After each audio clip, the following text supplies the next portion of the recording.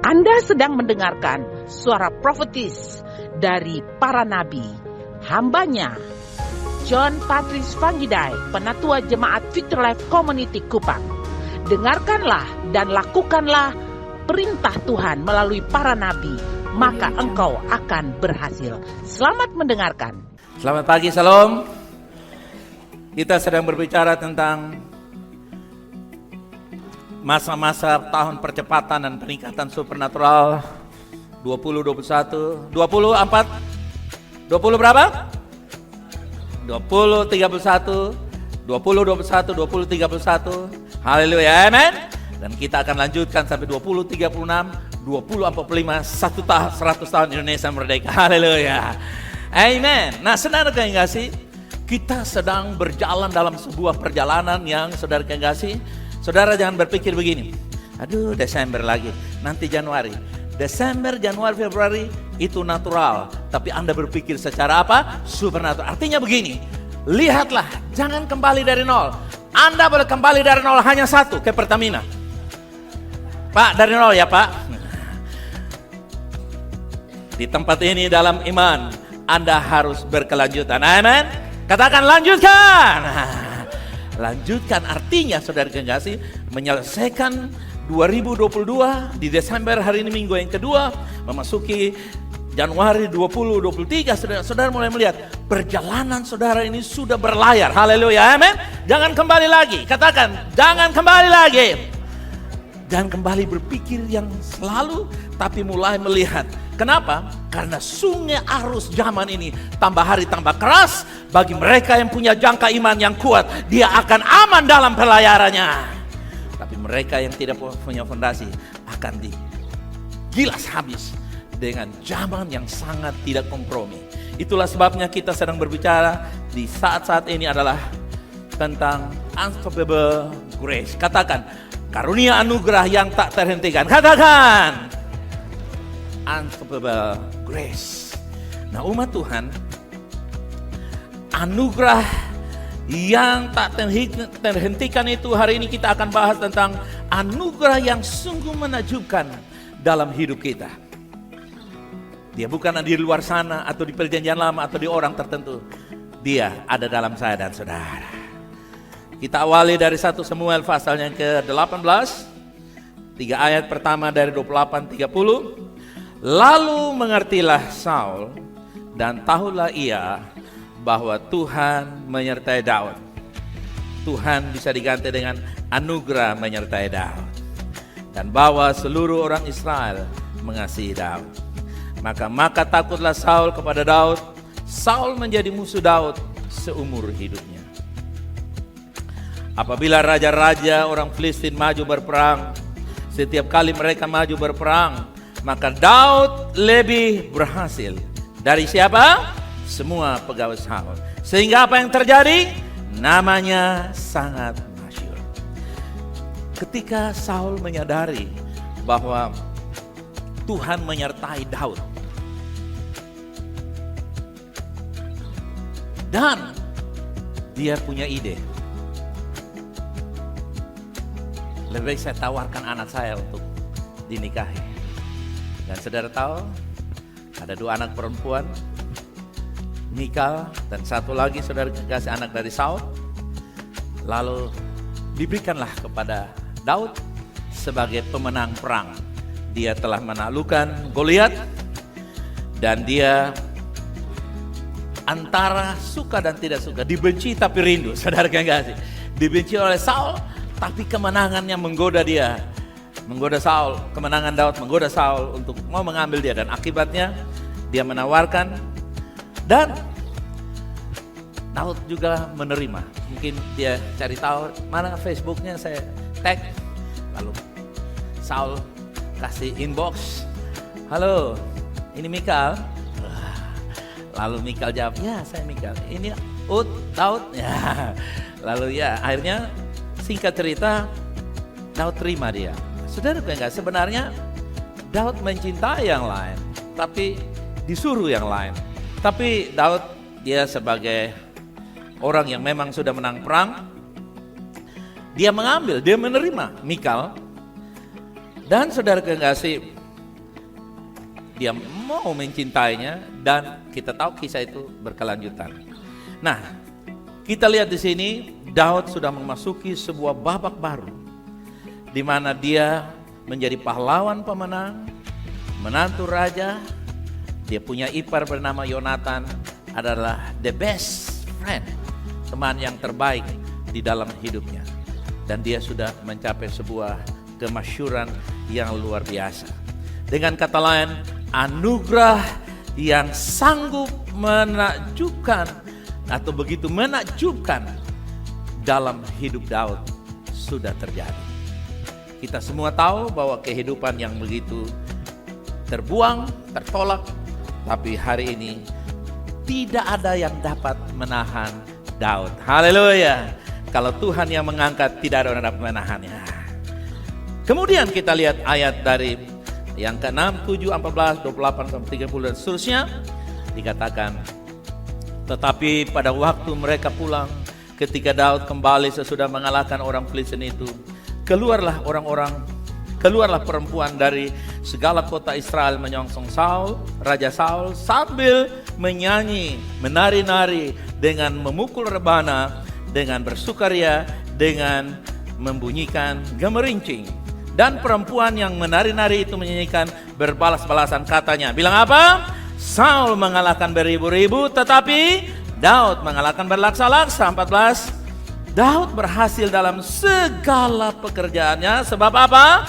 Tuhan menyertai dia, anugerah menyertai dia.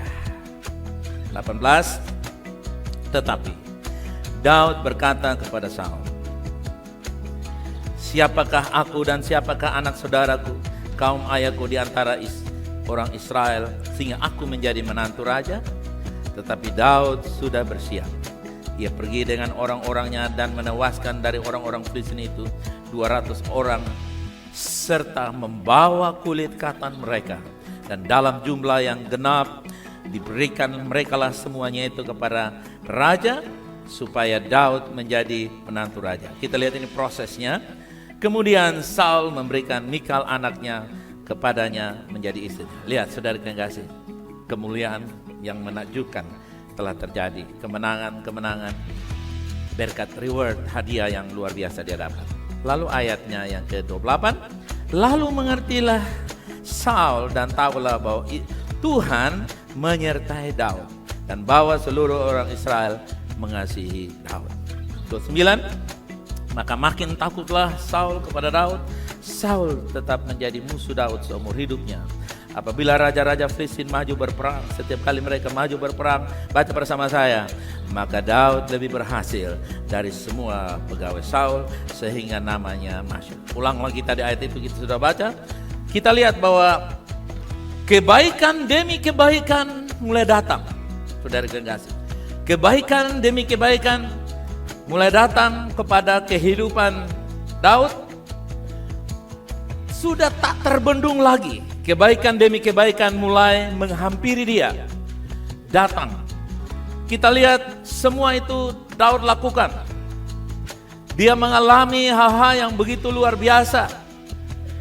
Dan sebagaimana saudara yang kasih, apa yang dialami oleh Daud kalau terjadi hari ini, saudara akan melihat bahwa mungkin dia akan diikuti oleh wartawan, bisa berdialog, bisa minta wawancara, bisa minta, hari ini saya tidak bisa dapat bayangkan di dunia medsos yang namanya semua media sosial trending top mungkin 30 hari berturut-turut, saudara kekasih.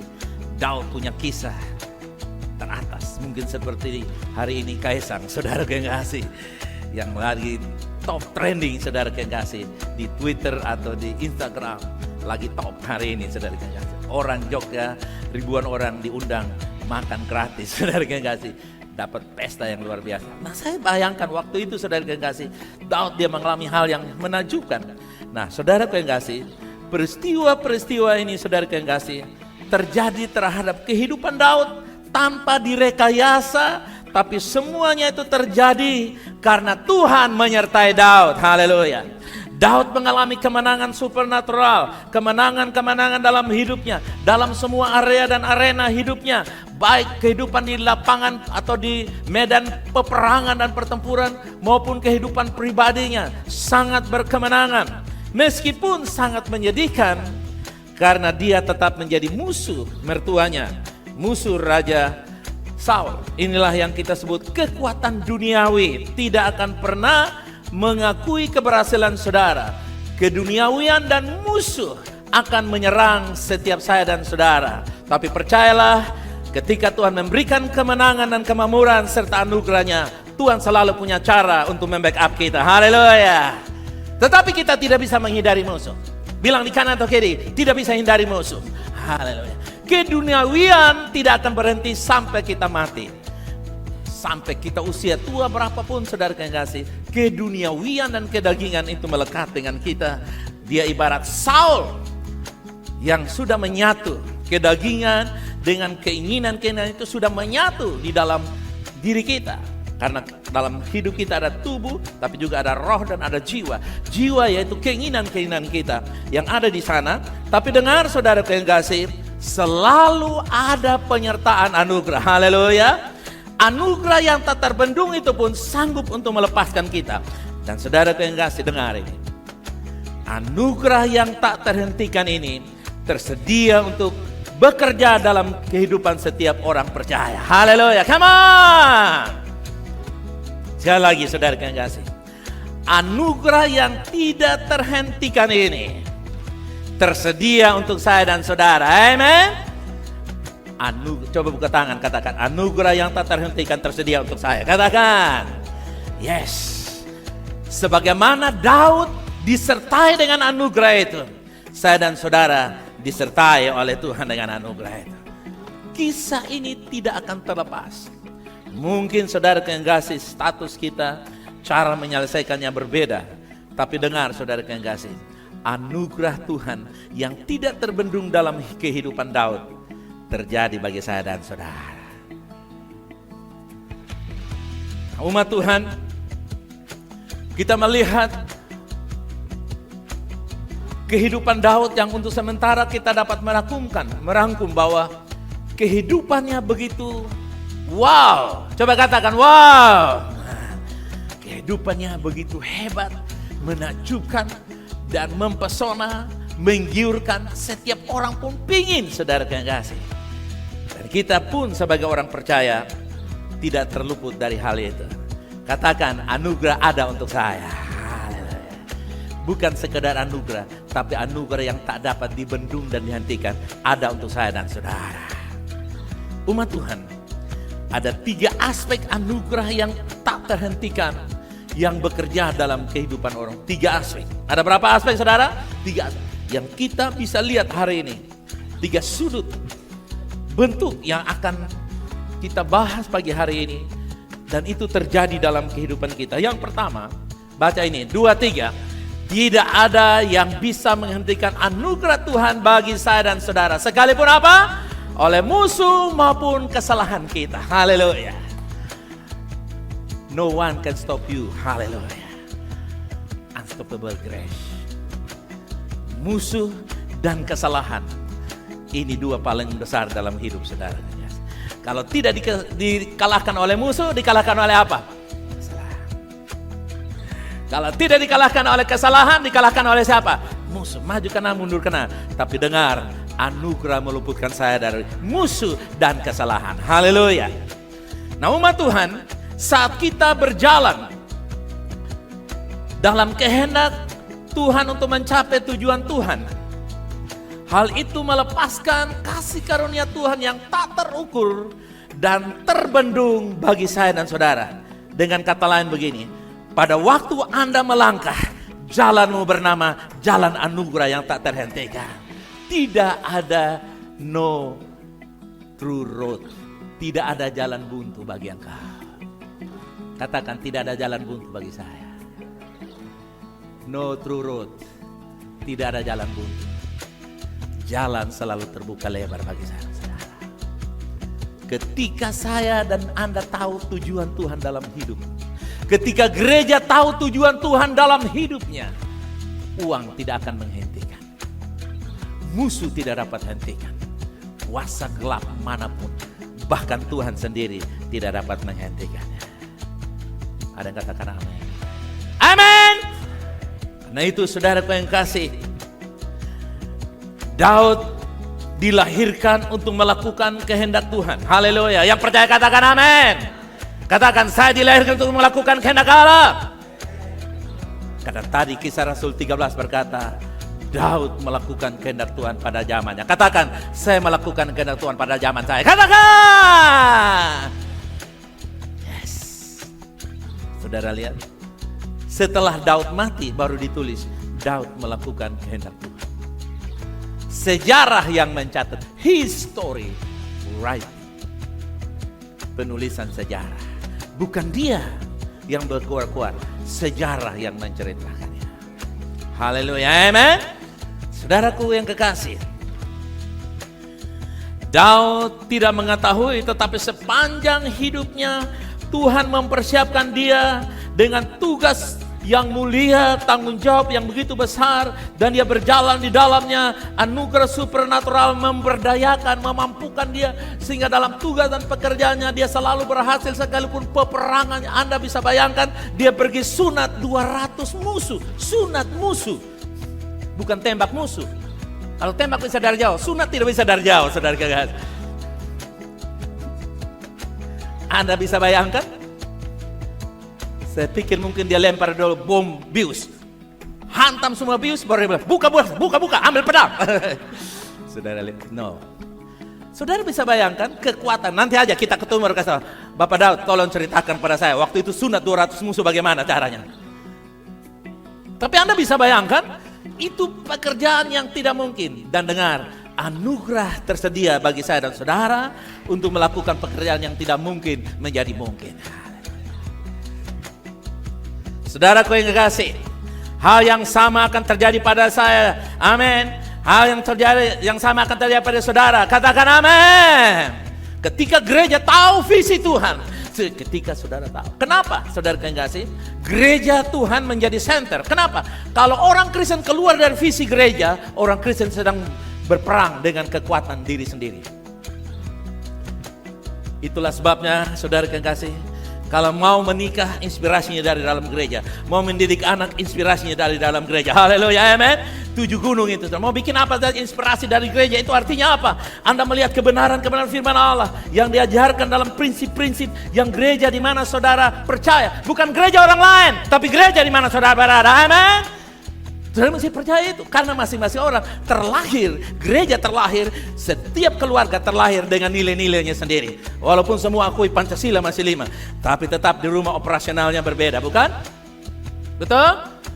Orang percaya darah Yesus, orang percaya Yesus sebagai Tuhan dan Juru Selamat, tapi mengoperasikan perjalanan hidupnya, cara mereka menikah, cara menyelesaikan masalah, cara menghandle uang, cara menghandle pelayanan, cara menghandle doa, cara menghandle banyak hal, itu sesuai dengan kebenaran yang disingkapkan dalam gerejamu. Haleluya. Amen. Dan kalau saudara tahu ini, akan mudah. Karena ketika saudara tahu tujuan Tuhan, waktu saya tahu tujuan Tuhan atas hidup saya bagi keluarga saya, semulai dengan pinjam, semulai dengan pakai barang orang. Saya tinggal di Taman Mertua Indah Indonesia Oebah, yang pemiliknya hari pegang buku, dan coba center video di sana. Dia sedang mencatat sebuah khotbah yang sangat luar biasa. Tepuk tangan bagi Tuhan yang luar biasa. Amen. Saya pinjam rumahnya, tapi tidak pinjam anaknya. Motornya saya pinjam, dan motornya sekarang saya taruh di Hove Cafe. Saudara, saya gantung di situ. Saudara baru tahu kalau kenapa itu motor terjadi. Karena itu motor pakai saya untuk sunat musuh. Saudara, saya pakai motor itu untuk bungkam musuh, maksud saya. Haleluya, amin. Amin. Saudara lihat, mulai dengan pinjam, tapi berakhir dengan meminjamkan. Meminjamkan. Amin, saudara. Amin, saudara. Ada orang baru mulai dengan hutang, baru mulai dengan pinjam, baru mulai dengan, mungkin mulainya negatif. Mungkin mulainya negatif. Mungkin mulainya negatif. Kulit kosong, sekarang kulit asli. Haleluya. Mungkin seperti Daud. Daud sampai semua tanya, Bapak Isai masih ada anak lah kok? Daud bilang, tunggu cek di nota dulu. Masih ada satu. Bayangkan, anak sampai dia buka akte kelahiran sampai, oh masih ada satu. Buka akte kelahiran, buka kakak, masih ada satu. Mana dia ada di tua saya yang belakang. Di Washington DC punya belakang. Samuel bilang apa? Panggil dia, kalau tidak ada pesta. Sebelum Yesus datang, kita menyelesaikan rencana. Sebelum Anda mati, Anda menyelesaikan rencana. Amin. Memang saya siap kubur orang, tapi saya tidak siap kubur saudara sebelum menyelesaikan rencana. Amin. Anugerah cukup bagi saya dan saudara. Haleluya. Katakan, sebagaimana Daud mengalami anugerah yang menakjubkan, tersedia bagi saya. Katakan kamu. Katakan amin. Jadi saudara kekasih, kita harus memahami bagaimana anugerah yang tak terhentikan itu bekerja dalam segala zaman pada siapa saja, termasuk saya dan saudara hari ini. Karena yang negatif itu awal, tapi diakhiri dengan kemuliaan kebangkitan yang luar biasa. Itulah sebabnya hari ini saudara kekasih, dalam pergumulan apapun, sekalipun engkau berkata pada istri, "Ma, ini beta suka keringat darah, Mama." Istri berkata, "Papa, ini beta suka keringat darah dan keringat air mata." Mungkin suami berkata, "Kami sudah keringat air mata karena menghadapi krisis ini, krisis itu." Sebagai orang tua berkata, "Kami sudah keringat air mata bermandikan penderitaan, mendidik, membesarkan anak dengan berbagai macam kebutuhan-kebutuhan mereka, seperti Goliat yang menggunung. Dan kami seolah-olah Daud yang mengecil, atau yang kecil, bukan yang mengecil, yang kecil. Tapi dengar, anugerah tersedia bagi saya dan saudara." Nah, untuk itu kita memahami di dalam Efesus 1 ayat 7 dan 8, seperti apakah anugerah itu? Anugerah yang tak terbendung, tak terhentikan, atau Bible grace itu seperti apa? Efesus 1, 7, 8, sebab di dalam Dia, oleh darahnya, kita beroleh penebusan. Yang percaya katakan amin. Yaitu apa? Pengampunan dosa. Menurut kekayaan kasih karunia-Nya. Menurut apa? The riches of His glory.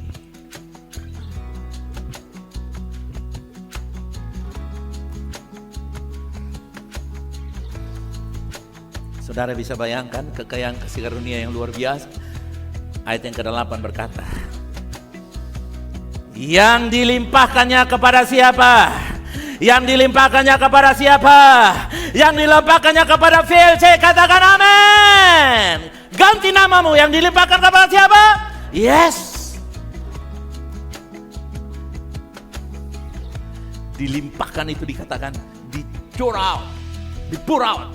Itu seperti banjir yang datang menimpa saya dan katakan, saya dibanjiri dengan anugerah. Katakan, kekayaan. Saya kalau lihat-lihat buka orang pemain bola punya kekayaan yang sangat luar biasa. Ada satu pemuda dari Senegal, dia punya kekayaan yang begitu hebat, tapi dia memilih untuk membagikan kepada, tiap kali musim libur dia kembali. Mene namanya. Dia datang ke negerinya, dia bangun pantasuan, bangun sekolah. Saya mulai membayangkan, Tuhan, kalau sebagai manusia saja, masih ada orang yang dia punya gaji mungkin 1 bulan 10 miliar, bisa lebih, dia mau bagikan untuk kepada orang lain. Sekarang waktu saya baca, kekayaan kasih karunia Allah dilimpahkan kepada saya. Anda bisa bayangkan, sekarang mari kita jangan berpikir natural, uang materi. Berpikir kasih Allah, anugerah yang tak terbatas itu. Haleluya, amen. Kalau kita menyamakan uangmu dengan Cristiano Ronaldo atau dengan siapa? Uang kita seperti daun. Walaupun rupiah, tapi seperti daun seolah-olah.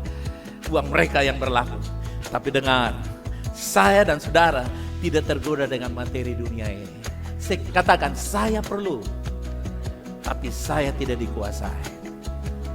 Haleluya. Amen. Kita tahu anugerah itu yang tak. Paulus bilang begini, ungkapan rahasia dari kekayaan kasih karunia Allah yang dilimpahkan kepada kita oleh apa? Curahan darah Yesus Kristus yang tertumpah di kayu salib. Anda bisa bayangkan powerfulnya supernatural the blood of Jesus.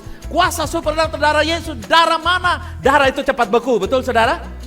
Tapi ini darah tertumpah lebih dari 2000 tahun yang lalu, 2000 tahun yang lalu. Sampai hari ini dan generasi yang akan datang masih tercurah, masih tertumpah. Itulah kekayaan yang luar biasa. Tanpa penumpahan darah, emas dan perak dan harta apapun tidak bisa menyelamatkan engkau. Tidak bisa melepaskan engkau. Dan saya percaya ada saatnya nanti hanya darah Yesus yang menyembuhkan setiap penyakit. Sekarang mungkin terbatas, tapi tidak terlalu lama dari sekarang. Ketidakterbatasan daripada kuasa supernatural akan bekerja dalam kehidupan seluruh dunia ini. Karena Tuhan akan mendemonstrasikan kekayaannya. Supaya dunia tahu bahwa Allah yang kita sembah, Allah yang penuh dengan kemurahan. Highly favor of God. Allah yang berkemurahan amat tinggi bagi saya dan saudara. Kekayaan kasih karunia Allah diwujudkan melalui darah Yesus yang adalah darah supernatural yang berkuasa. Kapan saudara? Sepanjang zaman. Haleluya. Kuasa darah yang menyucikan kita, melepaskan kita. Dan membuat kita menjadi kuat. Membuat kita lebih dari orang-orang yang menang. Bahkan saudara yang kasih, setiap kelemahan yang kita miliki adalah kesempatan bagi Tuhan. Maaf, saya salah sebut. Kekayaan kasih karunia Allah yang diwujudkan dalam darah Yesus adalah sebuah potensi besar untuk saya dan saudara mengalami anugerah Tuhan beroperasi. Kenapa? Tanpa penumpahan darah anugerah tidak bekerja. Itu yang saya maksudkan. Karena itu saudara yang kasih, kekayaan kasih karunia Allah yang diwujudkan oleh darah Yesus adalah kekuatan supernatural yang berkuasa sepanjang zaman sebagai jaminan penyucian dosa saya dan saudara. Haleluya. Jaminan pengampunan, jaminan pembenaran. Haleluya. Yang tidak menjadikan kita budak, tapi menjadikan kita pemenang atas dosa, pemenang dalam hidup ini. Amen. Darah Yesus bukan untuk mengizinkan Anda dan saya beroperasi dalam dosa. Darah Yesus memberikan kepada kita power untuk menyelesaikan dan berkemenangan atas dosa. Amen. Haleluya.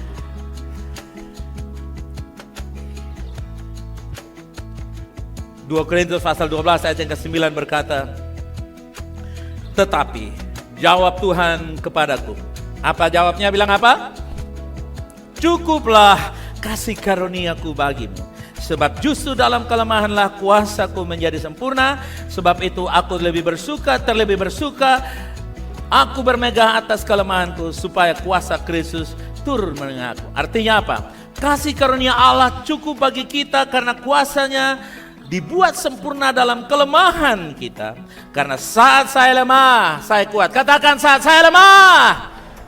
Itu artinya begini. Ketika Anda berserah, Anda menjadi kuat. Maksudnya begitu.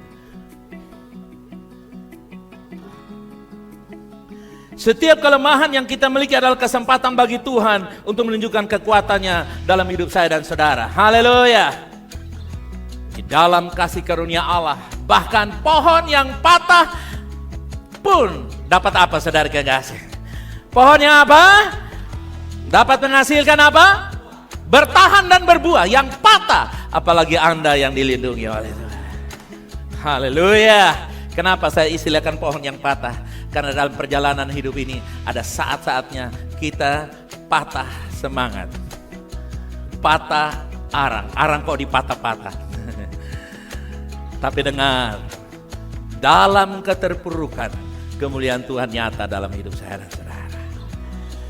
Haleluya. Yang patah saja masih bisa berbuah, apalagi Anda yang tetap berdiri kuat di dalam Tuhan. Haleluya. Itulah sebabnya umat Tuhan, anugerah Allah cukup. Katakan anugerah Allah cukup bagi saya. Dalam setiap persoalan dan setiap arena dan area hidup saudara. Setiap persoalan ada anugerahnya. Setiap mur ada kuncinya, setiap persoalan ada anugerahnya. Setiap pintu ada kuncinya, setiap persoalan ada jawabannya. Setiap anak ada namanya, setiap anak pasti ada kebutuhan yang diperlukan. Selama anakmu masih ada nama, kebutuhannya masih dijawab. Bahkan tanpa nama pun, anak saya tanpa nama tetap masih dijawab oleh Tuhan. Anugerah Tuhan tidak terbendung. Nah, itu akan membuat kita terus maju. Katakan, anugerah membuat saya maju. Katakan. Saudaraku, yang kedua, anugerah menghidupkan kita untuk tujuan ini. Baca, 2, 3. Anugerah menghidupkan saya. Untuk apa? Coba taruh tangan dada begini. Kalau saya ada hari ini. Katakan, kalau saya ada hari ini. Hidup hari ini. Hanya untuk tujuan Tuhan. Kasih pujian bagi dia. Come on! Yes! Saya ada. Saudara ada. Karena untuk tujuan Tuhan.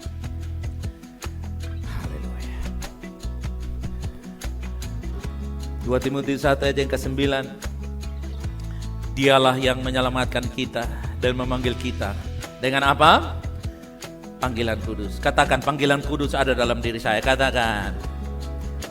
Bukan berdasarkan perbuatan kita, melainkan berdasarkan maksud dan kasih karunia-Nya sendiri yang telah dikaruniakan kepada kita dalam Kristus Yesus. Sebelum saya baru datang 1962, anugerah sudah tersedia sebelum ada tahun di muka bumi. Amin. Amin. Berarti anugerah itu tidak dapat terbendung. Dari zaman ke zaman tersedia bagi saya dan saudara. Wow.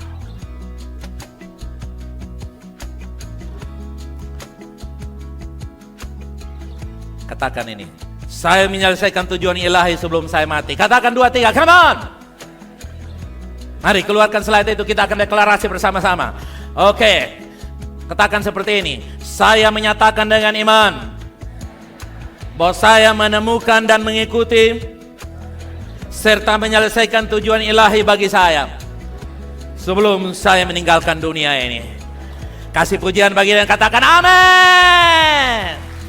Temukan tujuan Tuhan, pegang tujuan Tuhan, memahami tujuan Tuhan, dan lakukan tahap demi tahap. Anugerahnya menjadi jalannya. Haleluya. Di mana ada jalan orang percaya, di situ selalu terbuka bagi Tuhan. Umat Tuhan, memanfaatkan kasih karunia Kristus yang tidak terukur. Kita jangan biarkan anugerah itu terbuang. Memanfaatkan kasih karunia Kristus yang tak terukur dalam hidup kita. Dengan cara bagaimana ketika kita menemukan tujuan Tuhan dalam hidup kita. Apa yang Tuhan tetapkan dalam kehidupan kita sebelum dunianya ada. Jangan pernah anggap enteng tujuan Tuhan dalam hidup saudara, dalam karir saudara, pekerjaan saudara, pernikahan dan keturunan saudara. Karena tujuan Tuhan sudah ada. Dan engkau terlahir hanya untuk tujuan Tuhan. Yang punya anak katakan, anak saya terlahir untuk tujuan Tuhan. Yang punya cucu dan anak-anak katakan, anak cucu saya terlahir untuk tujuan Tuhan. Dan saya menyaksikannya. Haleluya.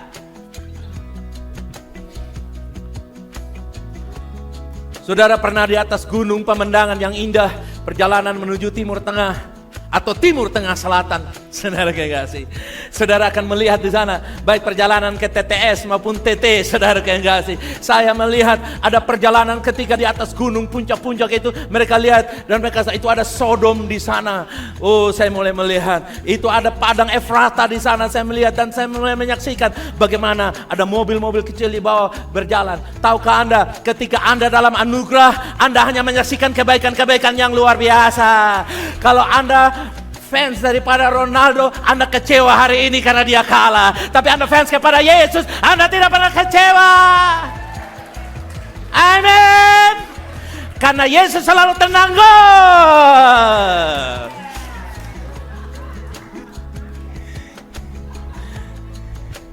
Saya membayangkan orang yang begadang luangkan bermalam-malam tunggu fans mereka berkemenangan, tapi akhirnya mereka pulang dengan kecewa. Bahkan kiper Jerman bilang, "Bos saudara dong, simpan itu bendera-bendera dan tolong antri minyak tanah." Tapi dengar, Yesus adalah pahlawan kita yang tak terkalahkan. Saya deklarasikan, engkau puas karena kemenangan Yesus. Amin. Kalau seandainya tim saya Argentina runner up, saya tetap sukacita, karena sukacita saya bukan pada Argentina, tapi pada Yesus Kristus Tuhan. Amin. Saya mau ajar saudara, seringkali orang kecewa karena hal-hal dengar, yang dari dunia yang diciptakan tidak akan memuaskan kecuali pencipta itu sendiri.